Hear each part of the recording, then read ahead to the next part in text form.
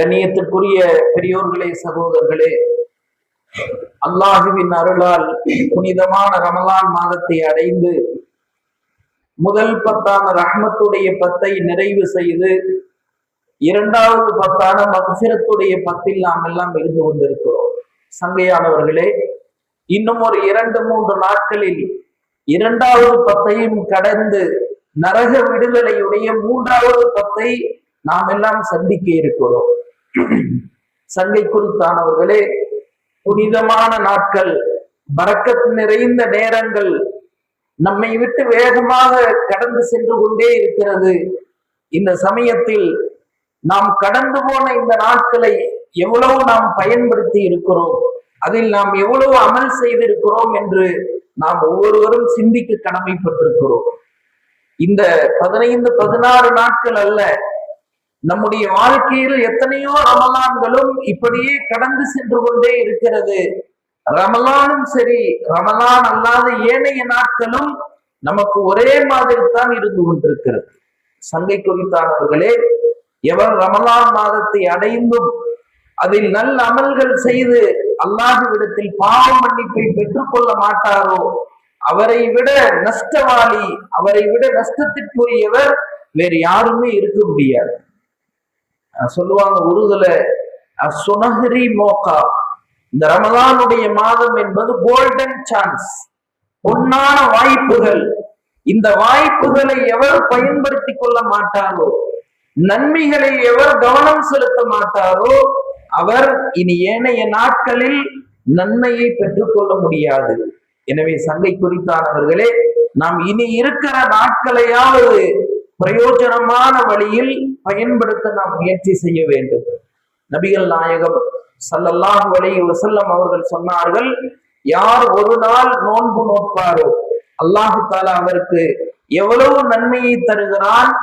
அவருக்கும் நரகத்திற்கும் இடையில் அல்லாஹு தஆலா 70 ஹரீஃப் அளவுகள் தூரத்தை, அகலத்தை ஏற்படுத்துகிறார். ஒரு ஹரீஃப் என்பது 70 வருடங்கள் வேகமாக ஓடக்கூடிய ஒரு குதிரை ஓடினால் எவ்வளவு தூரம் ஓடுமோ அதுதான் ஒரு ஹரீஃப். அதை போன்று 70 ஹரீஃப் அளவு அல்லாஹு தஆலா அவரையும் நரகத்தையும் தூரமாக ஆக்குகிறார். சங்கையானவர்களே, ஒரு நாளினுடைய நோன்புக்கு இந்த சிறப்பு என்று சொன்னால், ரமலான் ஆரம்பமானதிலிருந்து இன்றைய தேதி வரை எவர் விடாமல் நோன்பு நோற்றாரோ அவருக்கு எவ்வளவு சிறப்புகள் கிடைக்கும். இன்னும் பருவ வயதை அடைந்ததிலிருந்து இந்நாட்கள் வரை எத்தனை ஆண்டுகள் ரமலானை ஒருவர் சந்தித்தாரோ அத்தனை நோன்புகளையும் அவர் வைத்திருந்தால் அவருடைய அந்தஸ்து எவ்வளவு உயர்ந்ததாக இருக்கும். எனவே சங்கையானவர்களே, சிறப்புகளை சொல்லிக்கொண்டே இருந்தால் சொல்லிக்கொண்டே இருக்கலாம். அவ்வளவு சிறப்புகள் இந்த ரமலானுடைய மாதத்தில் நாம் செய்கிற ஒவ்வொரு அமலுக்கும் இருந்து கொண்டே இருக்கிறது. நாம் இனி 2-3 நாட்களில் இரண்டாவது பத்தை நிறைவு செய்து 3வது பத்தில் நாம் காலடி எடுத்து வைக்க இருக்கிறோம். நபிகள் நாயகம் ஸல்லல்லாஹு அலைஹி வஸல்லம் அவர்களினுடைய பொதுவான நிலைமை, ரமலான் மாதம் வந்துவிட்டாலே மற்ற நாட்களை விட நபி ஸல்லல்லாஹு அலைஹி வஸல்லம் அவர்கள் நல்ல அமல்களில் அதிகம் முனைப்புடன் செயல்படுவார்கள். அதிலும் கடைசி 10 ஆரம்பமாகிவிட்டால் அன்னை ஆயிஷா ரலியல்லாஹு அன்ஹா அவர்கள் சொல்லுகிறார்கள், இதா தஹலல் அஷ்ருல் அவாஹிர், ரமலானுடைய கடைசி 10 ஆரம்பமாகிவிட்டால் நபிகள் நாயகம் ஸல்லல்லாஹு அலைஹி வஸல்லம் அவர்கள் எவ்வளவு அமல் செய்தார்கள். அஹ்யல் லைல், பகலில் அவர்கள் அமல் செய்தது மட்டுமல்ல, இரவும் விழித்திருந்து வணக்கம் புரிவார்கள். தனது குடும்பத்தார்களையும் இரவு நேரத்தில் விழித்தெழச் செய்து அவர்களையும் இபாதத்துகள் செய்யுமாறு ஏவுவார்கள். வஷத்தல் மிஸர், தனது கீழ் ஆடையை இறுக்கமாக கட்டிக்கொண்டு அதிகம் இபாதத்துகளில் அவர்களது சிந்தனையை செலுத்துவார்கள். எனவே சங்கையானவர்களே, நாமும் அந்த கடைசி 10ஐ அடைய இருக்கிறோம். 15 நாட்கள் 16 நாட்கள் எப்படியோ கடந்து சென்று விட்டது. இனி இருக்கிற அந்த மீதி 15 நாட்களிலாவது நாம் அதிகம் அமல் செய்வதற்கு நாம் முயற்சி செய்ய வேண்டும். நோன்பு வைக்காதவர்கள் இனி இந்த 15-16 நாட்களிலாவது நோன்பு வைப்பதற்கு முயற்சி செய்ய வேண்டும். இமாம் ஜமாத்தோடு தொழ முடியாதவர்கள் இனி மீதி இருக்கிற நாட்களிலாவது இமாம் ஜமாத்துடைய அந்த தொழுகையை கடைபிடிக்க வேண்டும். குரானை எடுத்து ஓதாதவர்கள் இனி மீதி இருக்கிற இந்த நாட்களிலாவது குரானை ஓத முயற்சி செய்ய வேண்டும். இதுவரை சஹருடைய நேரத்தில் தஹஜ்ஜுத் தொழாதவர்கள் இனி மீதி இருக்கிற அந்த நாட்களிலாவது தஹஜ்ஜுத் தொழ முயற்சி செய்ய வேண்டும். இஃப்தாருடைய அந்த நேரத்தில் துஆவில் நேரத்தை செலவு செய்யாதவர்கள் இனி மீதி இருக்கிற இந்த நேரத்திலாவது இந்த நாட்களிலாவது துஆவில் நேரத்தை செலவு செய்ய வேண்டும். இதுவரை அல்லாஹ்வை திக்ர் செய்யாதவர்கள் இனி மீதி இருக்கிற நாட்களிலாவது அதிகம் அல்லாஹ்வை திக்ர் செய்ய வேண்டும். எனவே சங்கையானவர்களே, நபி ஸல்லல்லாஹு அலைஹி வஸல்லம் அவர்கள் கடைசி 10 நாட்கள் முழுவதும் அவர்களது பகல் நேரமும் சரி, அவர்களது இரவு நேரமும் சரி, இபாதத்துகளில் தான் கழிந்தது. அதனாலதான் கடைசி 10 எந்த முதல் 2 10 இல்லாத ஒரு சிறப்பான இன்னொரு அமலையும் நபி ஸல்லல்லாஹு அலைஹி வஸல்லம் அவர்கள் நமக்கு கற்றுத்தந்தார்கள். அதுதான் இஅ்திகாஃப் என்ற அமல். இன்று பொதுவாக முழு உலகத்திலும் ஆன்மீகத்தில் ஒரு மனிதன் உயர்ந்த நிலையை அடைய வேண்டும் என்று சொன்னால் அங்கு சொல்லப்படுகிற 3 விஷயங்கள். அதில் முதல் விஷயம் பசித்திரு. ஒரு மனிதன் பசித்திருப்பதின் மூலம் ஆன்மீகத்தில் இறைவனை அடைவதற்கு அது ஒரு உன்னதமான ஒரு வழி.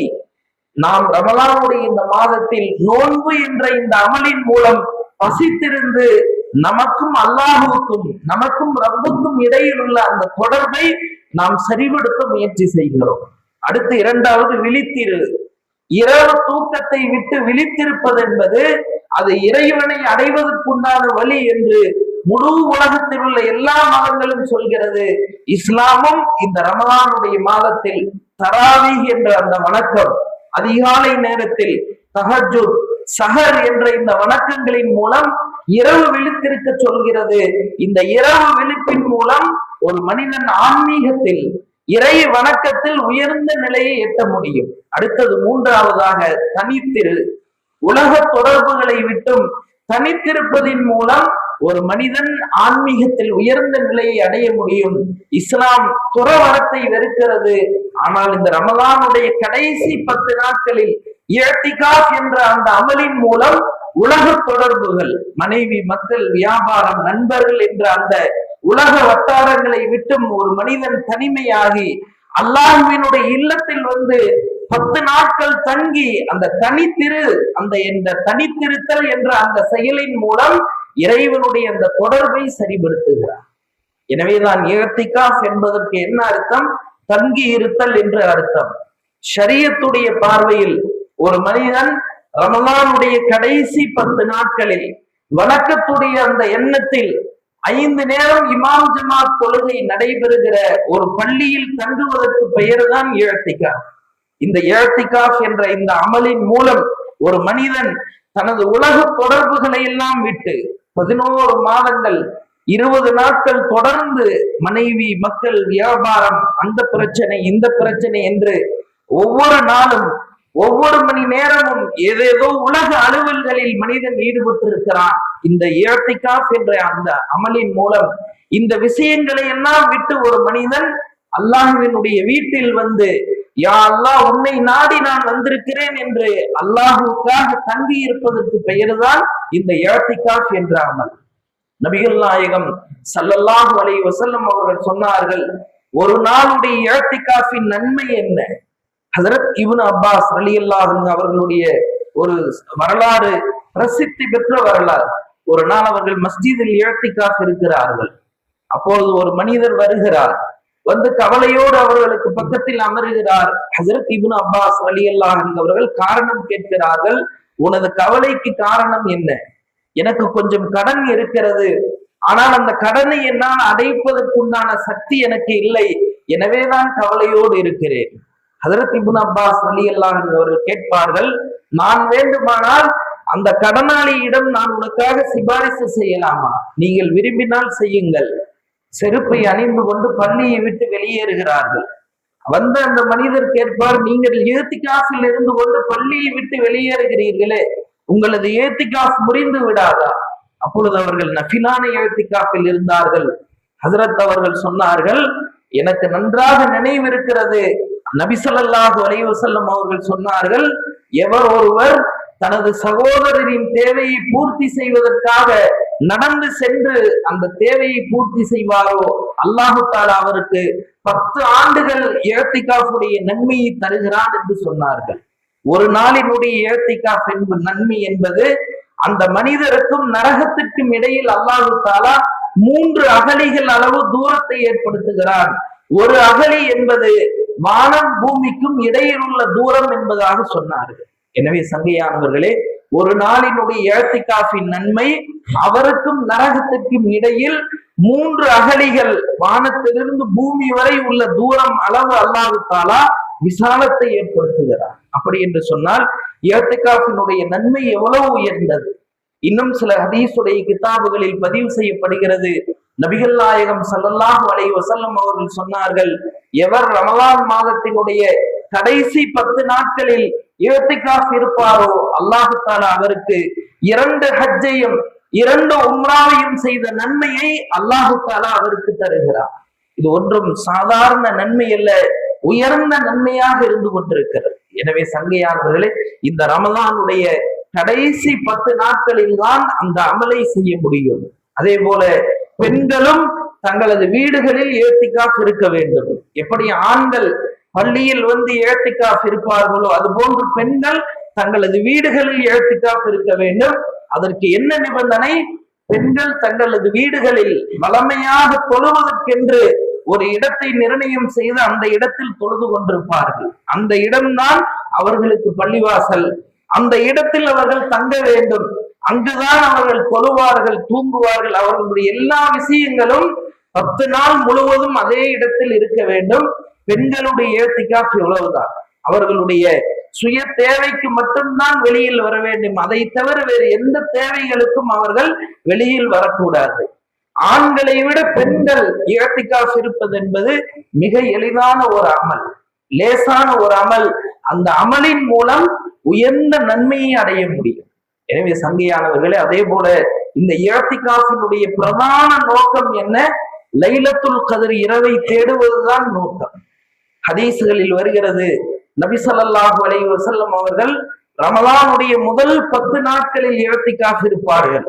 10 நாட்கள் முடிந்த பிறகு தனது தோழர்களுக்கு சொல்லுவார்கள், நான் லைலத்துல் கத்ர் இரவை தேடி முதல் 10 நாளில் இஅ்திகாஃப் இருந்தேன்.